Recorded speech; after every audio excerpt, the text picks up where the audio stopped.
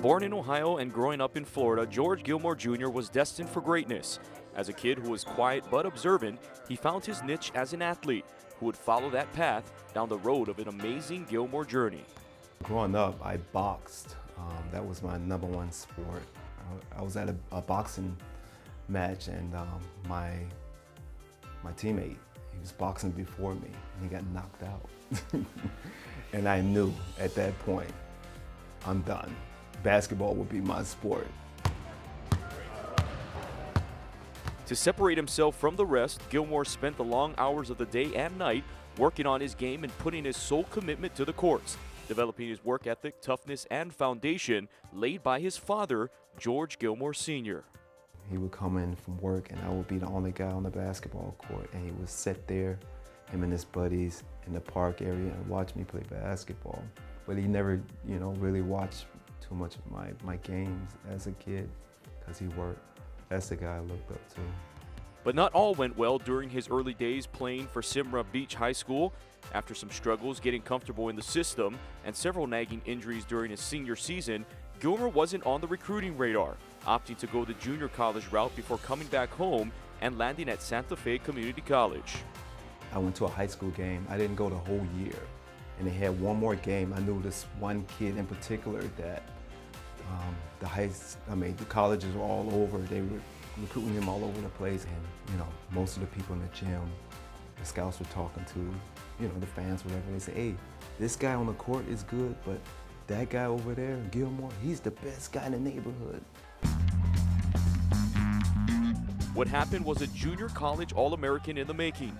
Gilmore was finally on the map, but would have to make a tough decision: accept the scholarship offer from Division I University of Florida, or follow his head coach Daryl Lauderdale to the island of Oahu and attend a small Catholic institution in Chaminade University. I wanted to go home the first day, but after walking around and talking to people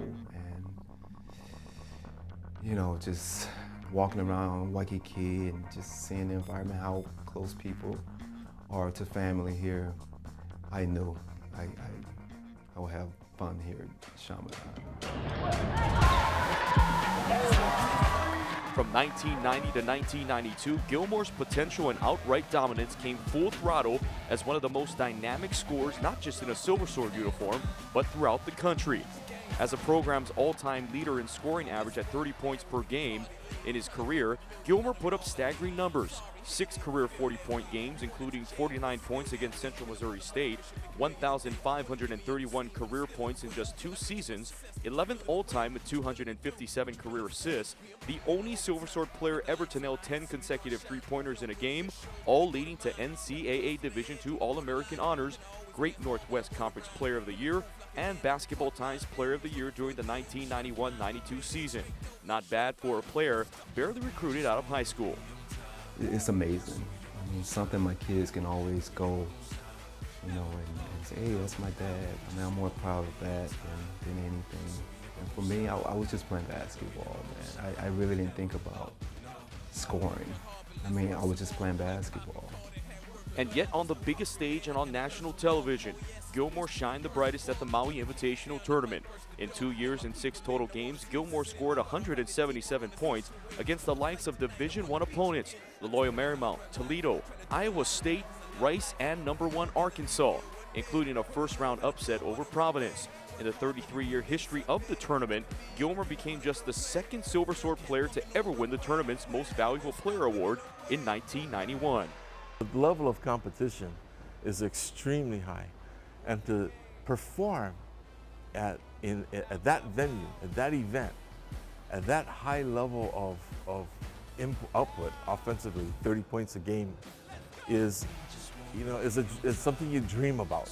It felt good to, do the 28, 30 points a game, whatever. But I was so happy for my teammates. To beat Providence at the time, I was more happy for them. It was a great time.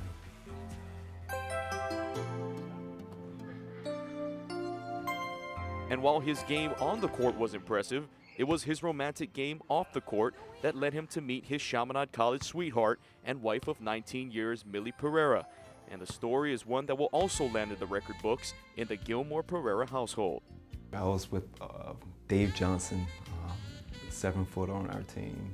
We're walking Waikiki, and I see her and her friend walking towards us. My roommate and I were in Waikiki. It was my birthday, and we were going out dancing, and we see these guys, and she goes, "Oh, they're guys from Chaminade. They play basketball." I'm like, "No, they don't." I was all wrong when we first met. My slippers all bust up. I had one slipper on and walking with the other. So I was all wrong. He had these broken rubber slippers, and he was like, "Where are you going?" And I said, "Well, I'm going out because it's my birthday." He goes, "My birthday was yesterday." Oh man, this girl can talk. Oh, she never shuts up. Oh, that's true. Yep. I always knew, being with her that, yeah, I'm gonna marry this girl. Professional basketball came knocking, 14 years of playing overseas and following his dream, but it was in the cards and promise to return to Chaminade University to earn his degree. I am a mountain, I am a tall tree, oh, I am a swift wind. Marlene Baker was the one for me. I would call her every summer and like, "Marlene, I'm not gonna take classes this summer to finish up, but next year I will. George, you need to finish education."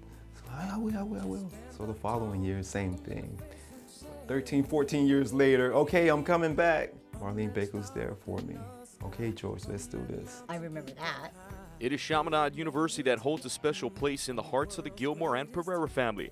18 family members in total have or are currently attending the university, including George's son Caleb, who is the current member of the men's basketball team. Chaminade gave us the opportunity to grow, to build ourselves, to be successful. And you don't realize that at the time, but now that we're gone, we see that just the whole Catholic school atmosphere, small, tight group, it helped us to where we are today. The closeness that Chaminade brought here, man, was, something I will always cherish. And with his storied career, Gilmore earned his reputation as more than just a basketball player, a student and proud 2004 alumnus, a father and overall positive role model to society as a counselor at the Kapolei Detention Home for at-risk youth. I mean, just to give back to those kind of kids and, to try to make their lives better. I mean, that's me, man. That's me. Hey, George. Coach Lauderdale here from almost a sunny Florida. Just wanted to sincerely congratulate you on your well-deserved induction to the Chaminade University Silversword Hall of Fame. After 40 years of coaching basketball, I can still say you were the best and most exciting player I've ever coached, not to mention your high level of character. George, please give my best to Millie and your beautiful and talented family. Miss you guys. My kids to this day still say you and Millie were the best babysitters they ever had. Take care. Congratulations again. Love you, George. See you soon. Wow, great job, babe.